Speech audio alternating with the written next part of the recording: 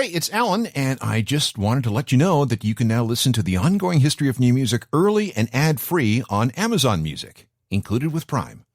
Hey, it's Alan Cross, and I want to take a minute to introduce you to another great podcast from the Curious Cast podcast network called 13 Hours Inside the Nova Scotia Massacre. The worst mass shooting in Canada's modern history has left us with far more questions than answers. Journey inside every hour of this tragedy with Sarah Ritchie from Global News Halifax as she tries to unravel just what happened and what could have been done to prevent something like this from ever happening again. Take a listen. April 19th, 11 a.m., Halifax, Nova Scotia, Canada.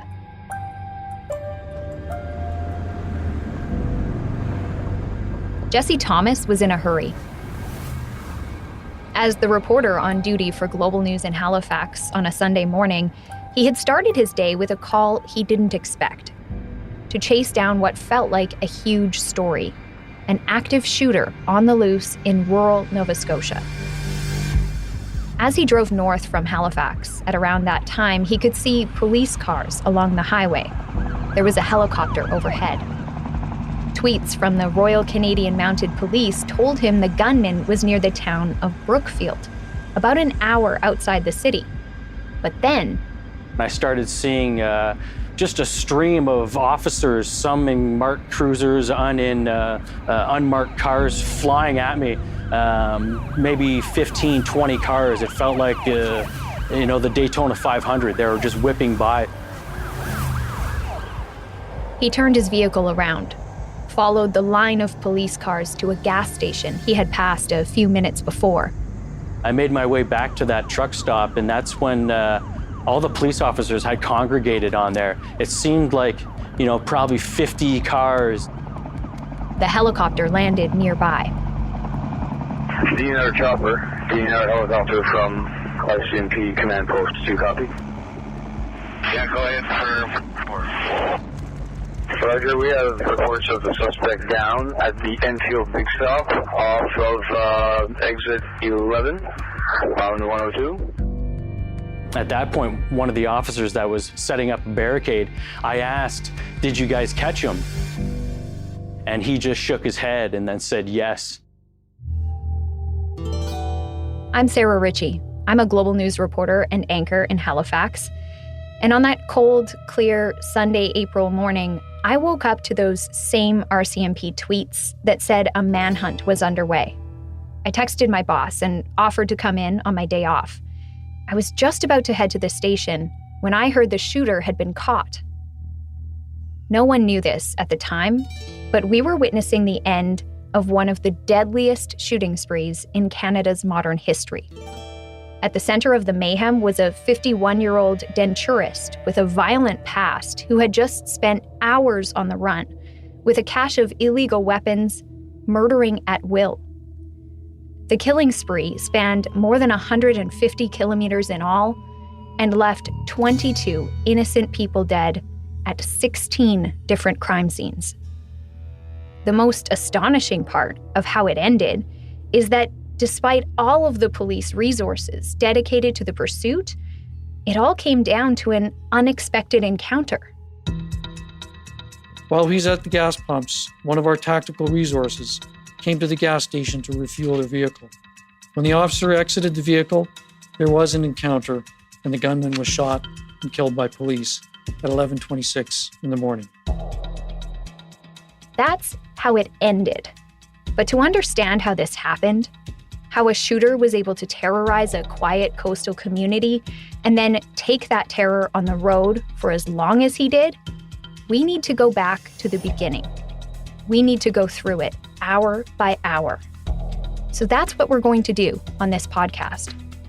We'll try to piece together what happened, and we'll ask what could or should have been done to prevent this tragedy.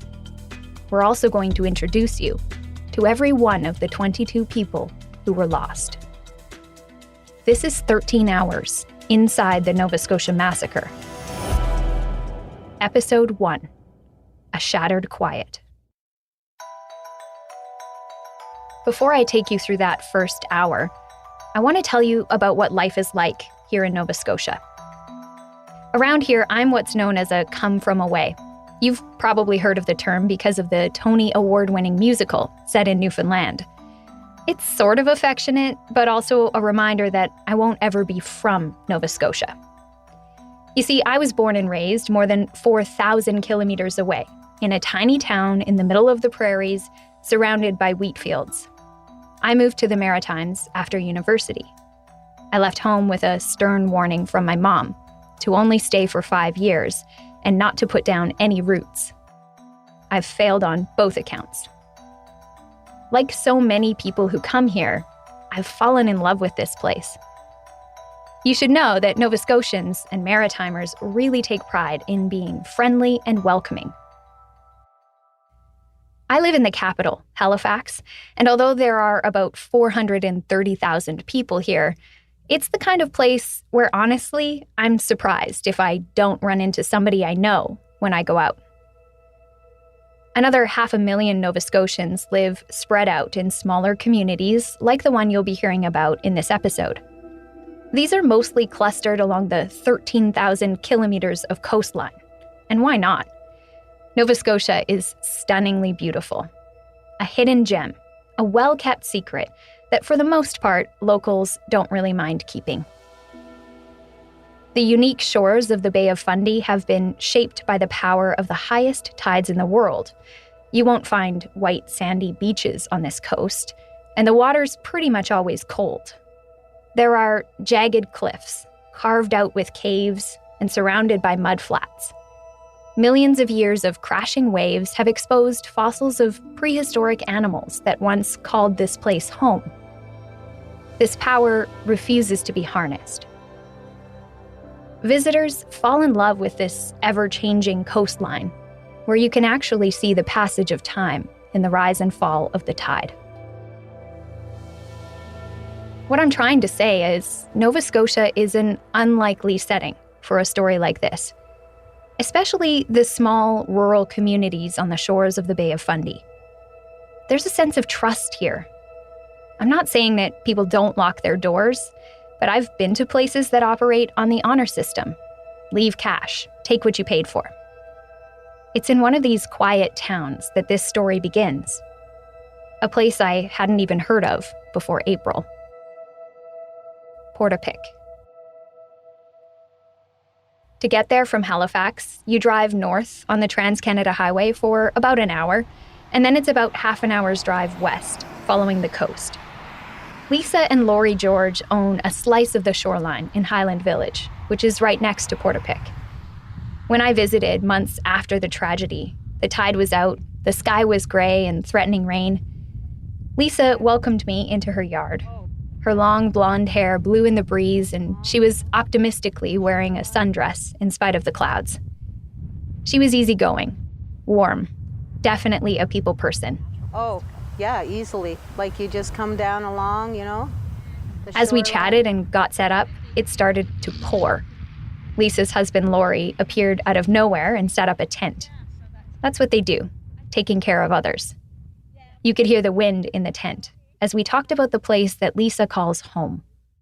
Like it's all a huge community, even though we're divided into sections, we all still take care of each other from one end, like from Great Village right through to Bass River, right? So it's kind of like a huge community, just divided.